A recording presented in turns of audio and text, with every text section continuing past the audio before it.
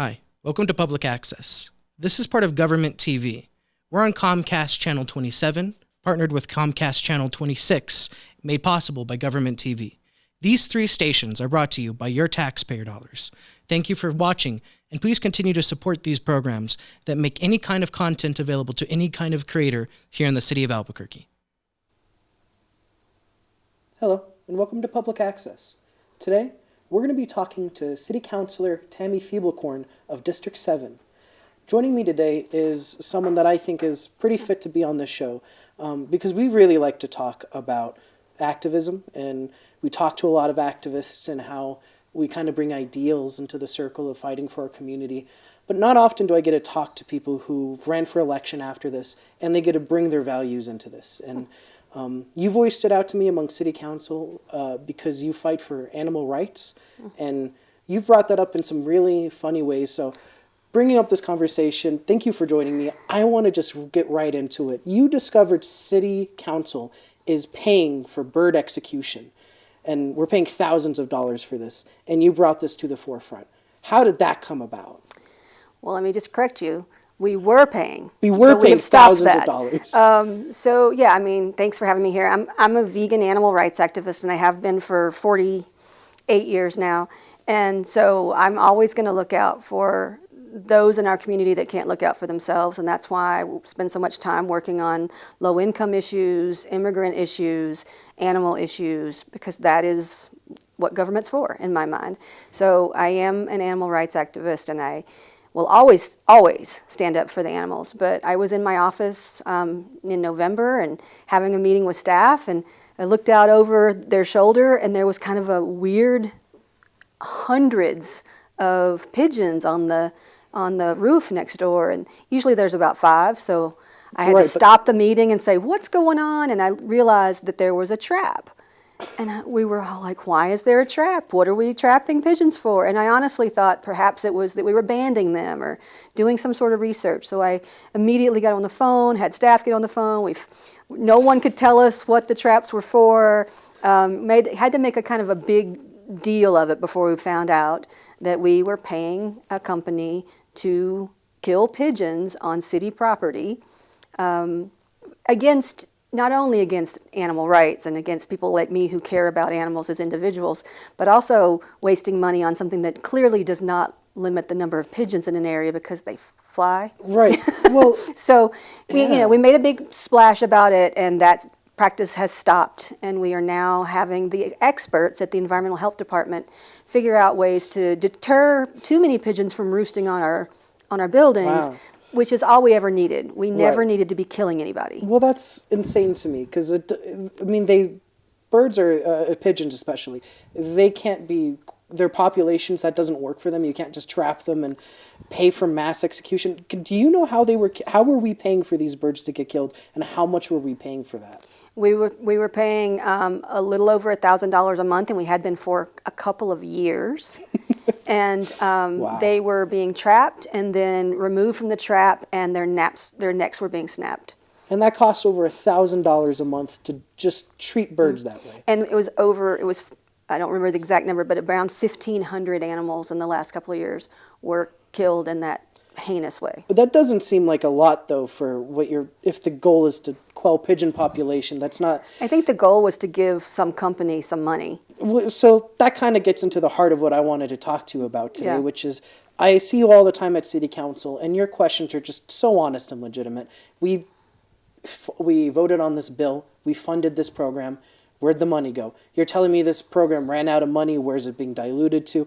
How come we vote for things and now it's just not being accepted? Where are the vendors for all of these programs? From vouchers that you're having to pay hotels and renters to take on these kind of projects, and they have to agree with the city, from all the contractors of cleaning up human feces.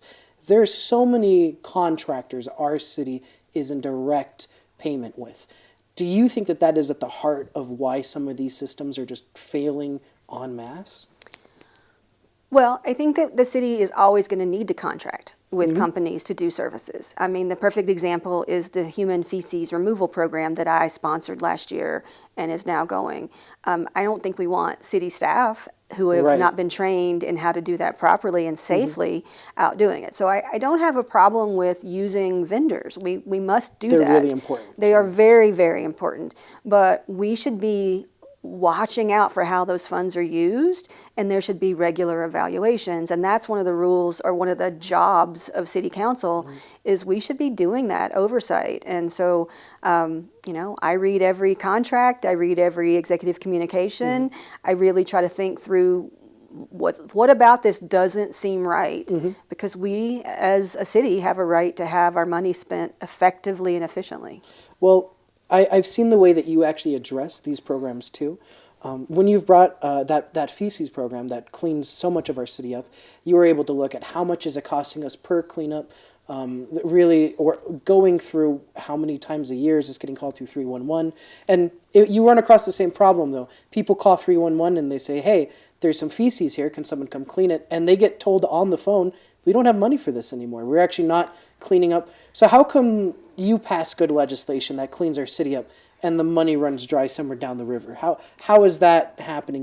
Where's the dam at? Where's things going wrong? The way the city council and the city is set up is that the city council is the ultimate land use authority. We pass ordinances and we pass budgets. And then the actual implementation of all of those things is the administration or the mayor. And so, it's a little frustrating that we do have to look so carefully at how things are being implemented. And the feces program is a good example. We put enough money into it to get it through the end of the budget last year, and then we specifically asked 4 different times on the dais, does the Environmental Health Department have enough money to pay for this next year in their budget that's proposed by the mayor and we're going to be approving? And we were told yes. And now folks are being told that they don't have money and therefore they can't get their cleanup. Oof, that is not okay. And so, we just have to keep oversight, really tight oversight on all of these programs. And Where's the waste coming from? Is there anyone you think is it kind of just bits falling out along the trail that things aren't getting spent correctly? How do we fix these things? Because as a city, we really appreciate the hard work you do, but it's almost no use to us if down the line all the work you did goes to waste. Right. I mean, this has to be a very difficult and frustrating thing to have to deal with as a counselor. One of the places I see it a lot, of course, is the voucher programs. People who are trying to get housing and hotels, get off the streets, or get into an affordable house for themselves and their family. These are really difficult programs to find because you need the right spaces in your district in order to host these people. You need renters and companies that are generally willing to participate in these contracts. And it can get very complicated. I mean, how do you start to weigh those things? Because this is an area that I know the city council is on the front line. Yeah. And every week you're pretty much battling on different positions of Right. what you think needs to be funded and not. Give my viewers some kind of understanding of where you're at in this fight right now. so this is a big one. There is absolutely no way that I will ever agree that we should not be offering as many vouchers as we can possibly offer, because we have a lot of folks who are precariously housed, and we have a lot of folks who are unhoused, and we have to be doing all we can to help them. And so this buck stops with City Council. Last year, the mayor sent down a budget that removed $8 million from vouchers. Removed $8 million. Removed $8 million. And wow. I screamed and yelled several times on the dais, and that was approved by my fellow councilors. And so we reduced by millions of dollars the amount of money that was available to offer for vouchers for people in our community. At the same time, we all know that homelessness is growing, that there are more and more people precariously housed, meaning that one thing goes wrong, they're going to be unhoused. And we know that rents continue to rise. So in a time where those 3 things are happening, the idea that we would remove money from voucher systems was appalling to me. And I, of course, voted against it. But there are 9 people on council, and that passed. Well, it has to be hard. I wish I could say less often you're on the losing side of some of these. Not only are we taking money out of these voucher programs, but in terms of rent cap, that's something that I definitely believe in, but it's completely illegal to almost suggest it in city council. It's almost political suicide in some way. I mean, I suggested it. you suggest it louder than most, and it doesn't feel like many other city councilors have the bravery to come up and say, "Hey, I believe that we need to rent cap, rent control, rent regulation, rent stabilization." There's a million words for it because each one of them offend people more than the last, it seems, and I don't know how you bring these things up. So there's actually barriers. What are the barriers to helping housing? Because if we're taking money out, we're literally blocking these paths. Yep. So that's hard. A couple of years ago, I did propose a memorial to the state legislature that asked them to remove that one sentence in state law that does not allow local jurisdictions to do anything around rent control, rent stabilization, That's anything. one sentence? There's one sentence in state law. That's keeping the whole thing together Yes. right here. Wow. And so I offered in a memorial that would have come from the city to the legislators to say, please remove this sentence in your law. What is the sentence? It says local jurisdictions shall not have any oversight on rents, or something like that. So they could just say shall, and then we have the ability. They literally, yeah, you could delete a sentence, or actually delete a word. And so I put that memorial forward, and wow, it was a painful process. What was the reaction to that? It failed miserably. Oh, no. Obviously. And there were just tons of, I will just say, real honestly, the landlords and the apartment associations and all those folks showed up en masse to say how they could never live with any type of rent stabilization. And I first of all, I don't believe that. I would never propose that, rents can never rise because other costs are going up and all those. But there is no justification for rent going up 35, 70, 300% in one fell swoop. And that's all I would have ever proposed for the city, is to have some sort of stabilization. Hey, maybe 20% a year is the absolute max you could ever raise rent. And even that, it failed miserably. I believe there were me and one other vote for that. And so there are those problems. We can't do those kinds of rent control ideas, but we're also not doing a lot to protect tenants in any way, shape, or form. Right. I also had a couple other bills that failed. One was a tenant protection ordinance that just said, we can't do rent control, but what we can do is say that if you are a landlord and you are renting a piece of property to someone, you have to tell them what you're going to charge them before they sign a lease. And by that, I mean you have to tell them what the rent is, but you also have to disclose all fees, because there are random fees that just pop up. So someone saves up their money and gets a down payment or a deposit, and they give it to their landlord, they sign the lease for $1,000 a month. They can barely afford $1,000 a month. Then there's a $20 fee to park, and there's a $9.95 fee every month to pay your rent online, and you're not allowed to pay it any other way but online. And then there's maybe a $30 fee for Wi-Fi or broadband, and those things start adding up, and suddenly your rent is $1,500 a month, and you can't afford that. And so we're just creating more unhoused people with these fees. And so all we said is you can charge whatever fees you want, but you got to tell people what they are up front. That did not pass. So there's just resistance on nearly every front, protecting renters, making more of this available. Why is this such a problem? I mean, is it purely the moneyed interest of those involved? Because they have to be part of the solution. I wish we could just solve this without their help, but they have all the housing. They have all of the control in these regards. So there has to be some kind of middle ground we can find. Where are the places you found success?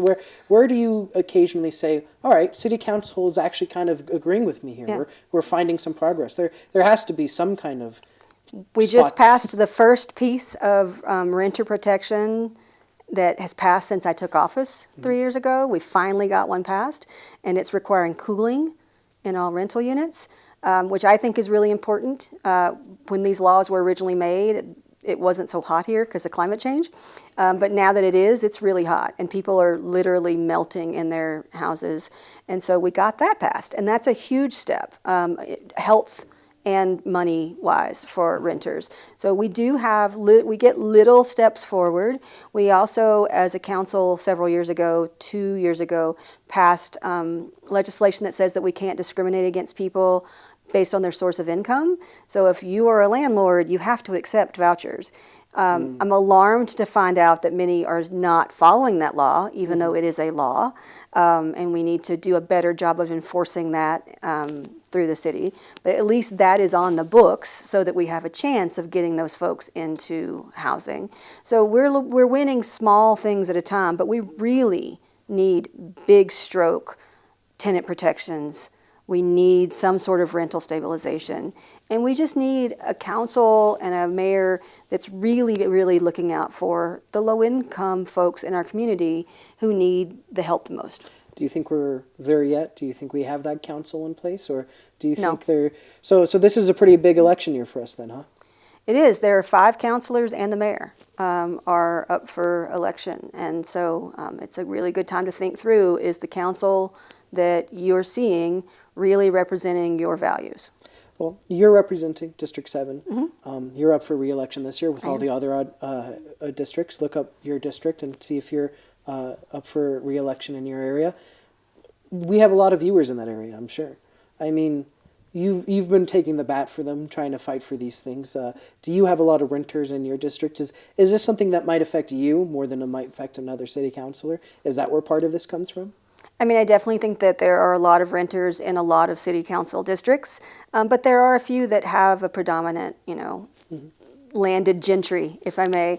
But, I think the idea that anywhere in New Mexico there are not low-income people, that there are not renters, that there are not people who are barely making it every month is a fallacy. And I think we like to forget that those folks exist, but they exist everywhere, and we should be looking out for them wherever they live. But do you think that there might be well, let me put it this way. In my district, I imagine there are less landlords living there, people who own property, than there might be in certain other districts.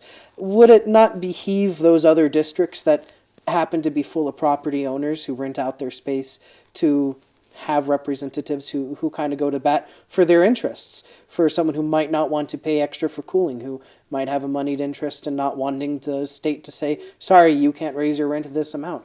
I mean, how much is it locals who are actually maybe organized in some regard to this versus companies that just are coming in out of town and saying, I'd like to buy 5 houses cash and really just distort the market? I mean, what's that difference between a local and an outside?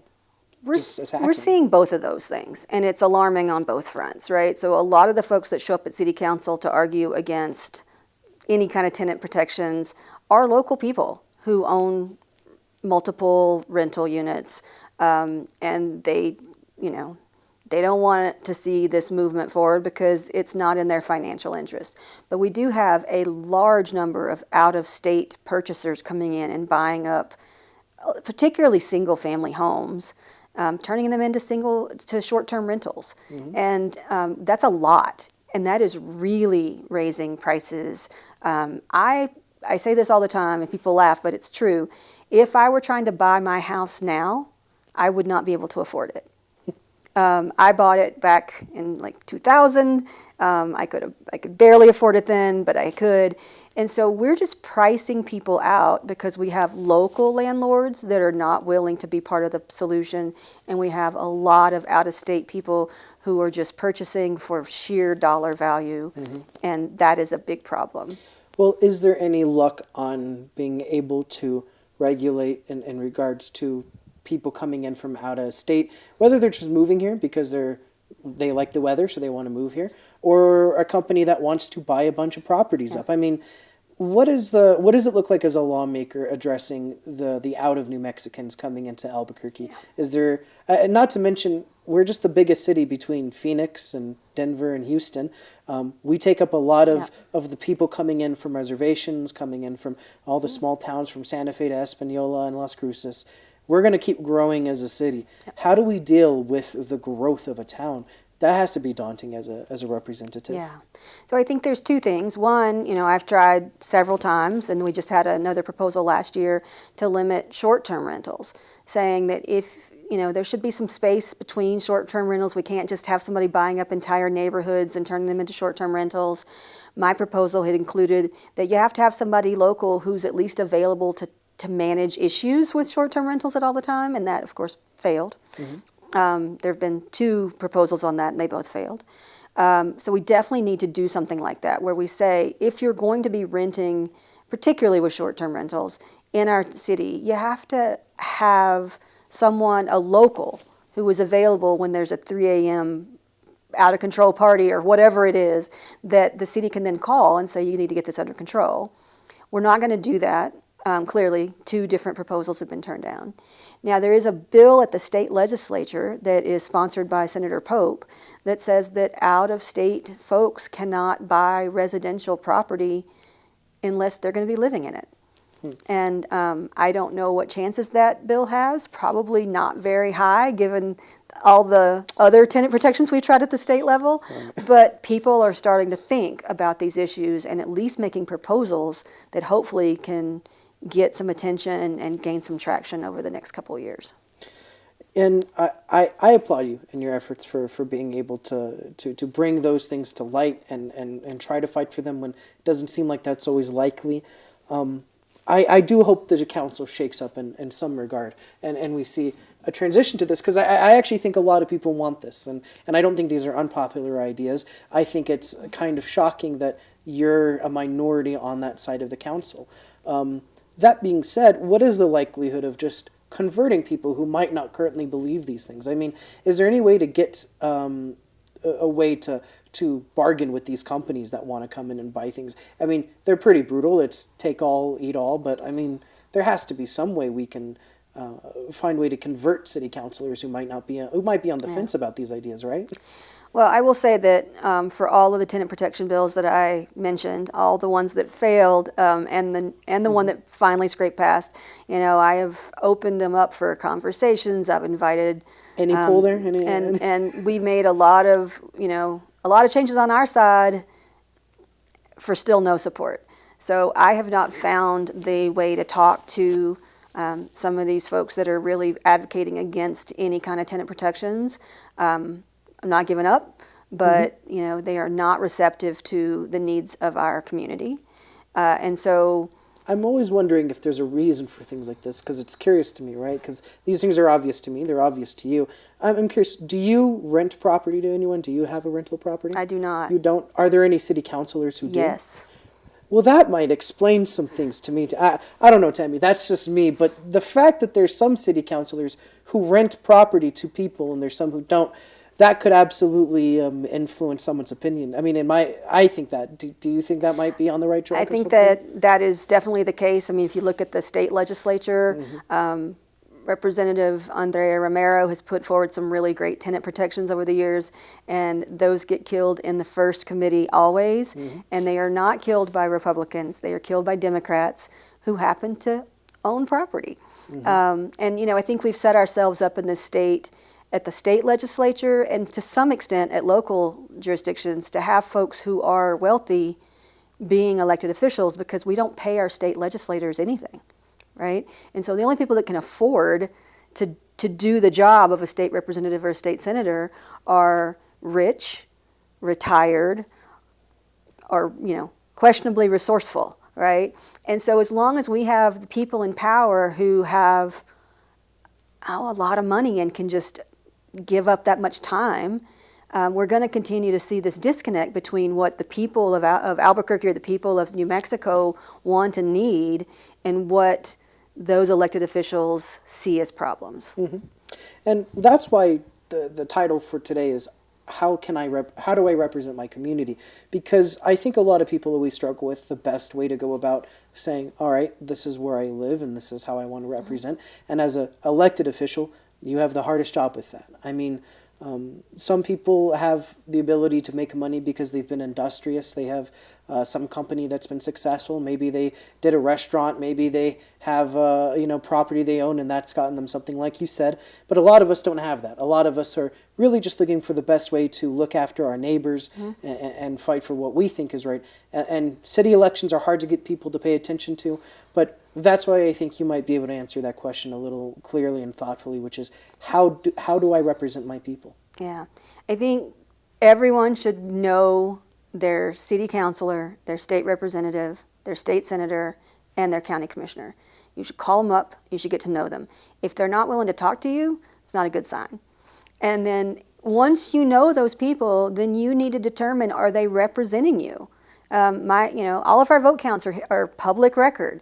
Talk to us. If we don't represent you, then you need to start organizing and get involved in groups that do organize around elections and change that. If they do support you and they do represent you, then give them a little backing, a little support every once in a while. I don't mean financially. I mean, like, show up and say, like, I like this bill. Thank you for bringing it. Because that's what we have to do. We have to say, in a city like Albuquerque in particular, we're a very democratic city. Just look at the number of people who are registered to vote. We're Democrats. And yet we have a majority, somewhat of a majority on council as Republican. We do have one That's Democrat. An aftertaste, doesn't we it? have one Democrat that is like a Republican. So, but we're definitely conservative. And I don't know that that's representing what the citizens of Albuquerque want. So if you don't like how it's being represented, change it. Well, I think it's a good year for change, and we have a lot of change coming up, and I think people have to be very attentive to what's coming up. So thank you for joining me, Tammy. I think you have a wonderful platform. I think you fought for all the right fights in your time, and I certainly hope that this next year goes pretty well for you, and we can have another good term of your representation for District 7. So thank you for coming and talking to me today. I appreciate it. Thank you for that kind description. I really appreciate it. Thank you. Thank you. Yeah, no, thank you for taking. Like you said, if they don't take the time to talk to you, that's the concern, isn't it? So make sure you reach out to your politicians and you see if they're willing to talk to you. So thank you, Tammy. Appreciate it. All right, thank you, guys.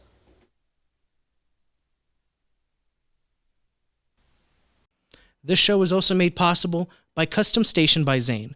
Custom Station by Zane is your own t-shirts of your own design. If you have a picture or a piece of art or some kind of design that you want to see on a jacket or a shirt for yourself, Custom Station can make a shirt for you or a jacket.